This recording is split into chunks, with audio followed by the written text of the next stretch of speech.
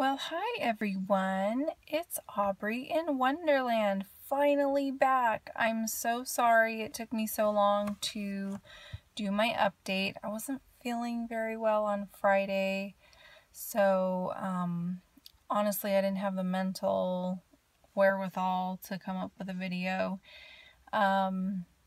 Just was very physically tired, and you guys know it affects you mentally too. So and then all weekend my family was home, and I pretty much exhausted myself doing regular day-to-day normal stuff like grocery shopping and stuff like that. So couldn't get back to you till now, but I'm so glad to be back. Thank you so much for those of you who asked me where my video was and just kind of are keeping up with me. I really appreciate that.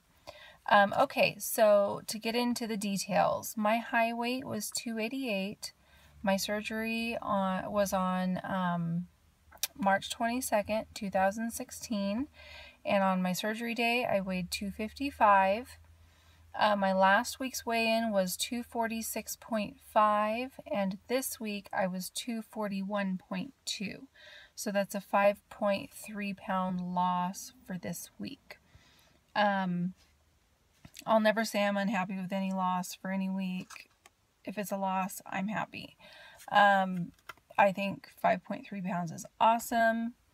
That's 46.8 pounds total from my high weight and 13.8 pounds total for week 2 from my surgery weight. So 2 weeks, almost 14 pounds. I'm just like totally ecstatic with that. So week 2, how did week 2 go for me? I was still home from work.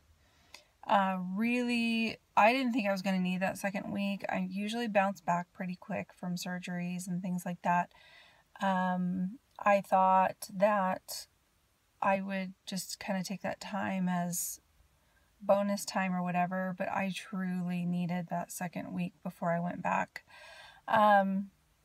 Started getting out and about a little bit, running errands, doing some grocery shopping, just kind of getting, back to normal. And that was fine. I did find myself exhausted very, very easily. I know some of that's the surgery, and some of that's the protein and the calorie intake that wasn't really happening. And I'll get into that. Basically, my water and protein, my water in that second week kind of slowly went down. When I first had surgery, the water was pretty easy to get in, and I think it was because I was on pain medication. I, in the second week, discovered with every sip I take, I get a stomach ache. And so every time I go to sip my water, it's that conscious decision to give myself a stomach ache. And so I am finding it hard to get that fluid in, even being on an all fluids diet, believe it or not. I had trouble. The protein shakes started, I've never been a fan of protein shakes. I've never, ever been able to handle them very well. I thought I found some options pre-surgery that would work for me, and I did. They were okay, but just in the second week, it got to where I could smell that protein powder smell a mile away, no matter what brand I was using. And it kind of would almost cause like a nauseous gag reflex type thing. It's really hard when you have to take, you guys know, protein shake takes you 4 hours to do, and you get that 4 hours down, you got to turn around and do another one. And so I found myself really neglecting those responsibilities of water and protein. I did start eating some purees or some solids, so to speak, more than liquids.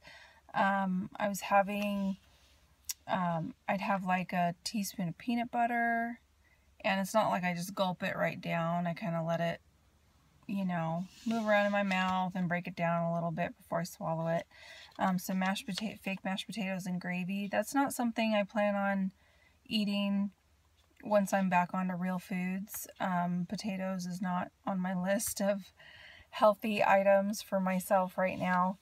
But right now, when all I can have is those like liquidy, pureed type stuff, mashed potatoes is on the list.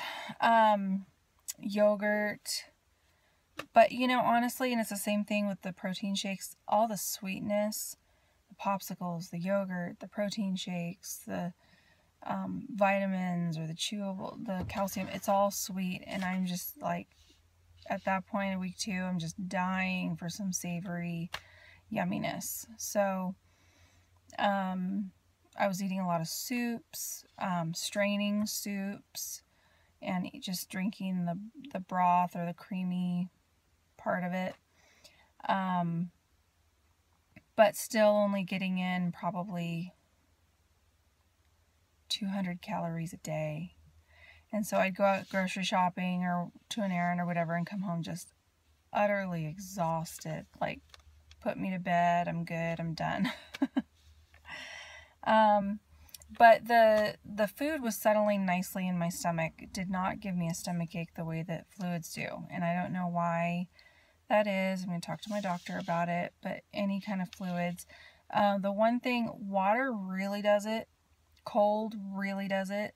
So if I do like room temperature, and amazingly, if I put the cherry flavored Crystal Light stuff in my water at room temperature, no stomach ache for the most part. If I start drinking too fast, then I, you know, even though I'm not gulping, but maybe I took one too many sips in the last 5 minutes or the last 10 minutes, and my stomach will start to ache and gurgle, and it's not fun. I had many, many moments of just complete and utter regret. That's really the only way I can put it. Just going, what have I done to my body? Why am I putting myself through this? This is the most grueling and hardest diet I have ever had to stick to. You know, walking through a grocery store and wanting to throw a thing of Hostess or whatever in my cart and just go sit out in my car and eat whatever I wanted. No one's around. It's what I would have done in the past. And my physical body would not let me do that, even if I tried. So, you know, there's no wiggle room whatsoever. There's no, I know this will change, but there's no cheat meal or exception or, oh, it's a special occasion or whatever right now. And this is one of the very hardest, most stressful times I've been through. And what do I want to turn to? Food. Well, that's not there. So it has been hard emotionally. I've thought, oh, what have I done? Why did I do this? Why didn't I wait longer? Why didn't I do the sleeve instead of the R&Y because of the food sensitivities and things? And, you know, it's been hard. So, oh, and then also, the first week I had zero problem with constipation. You know, how can you get constipated on an all-liquid diet? Well, I'm here to tell you, week 2 was not that same situation. I was really constipated and didn't go to the bathroom much. I wasn't really consuming much either, but I started to feel really, like, bloated and yucky. I did try that Smooth Move tea, and that totally worked, I think. I think it worked, unless it was something else I ate that caused an issue. But then after I did that, I thought, well, that was probably not very smart because it flushed out whatever fluid I did have in my system, and I'm already probably on the brink of dehydration with how I've been doing with my water. So, you know, I'm trying to avoid taking any kind of action with that until I have my water intake under control, because I don't want to force myself into a dehydration situation. So, physically, I can see my body shrinking. I know a lot of people don't notice it at first in their own bodies. I haven't had anybody besides just my husband and maybe a coworker say, wow, I've noticed a difference already. No, but I see a difference already when I look in the mirror. When I look down and I see like my wrists look a lot like smaller and my feet look a lot bonier. My waist is definitely going down in size. But from my belly button up is where I feel like I'm losing the most. I do see a difference and feel it in my pants as far as looseness, but around my waist, the pants aren't feeling any looser. And I think it might just be sensitivity from the surgery, not the incisions, but just internally feeling like not wanting to be bound up or have tight pants on or something.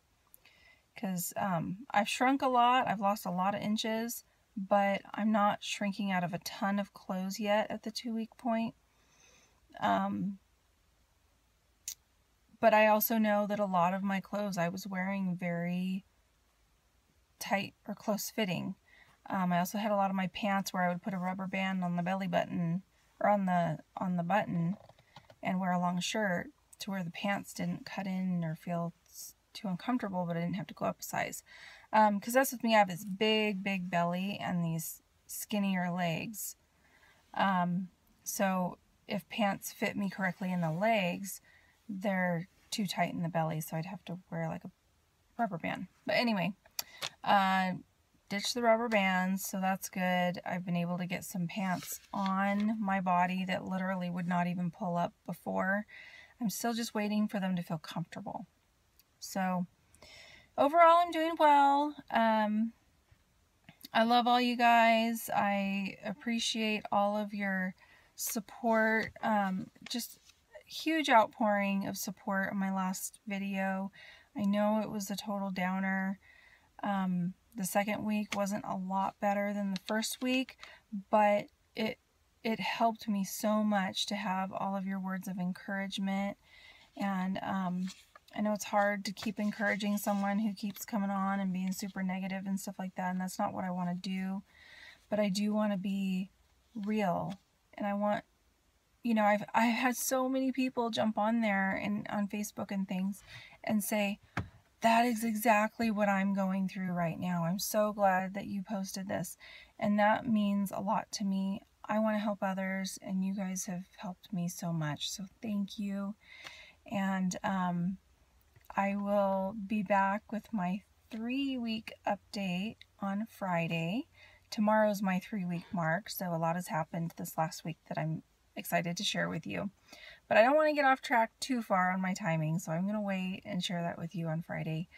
I love you all. I hope you have a great week. I will talk to you soon. Bye-bye.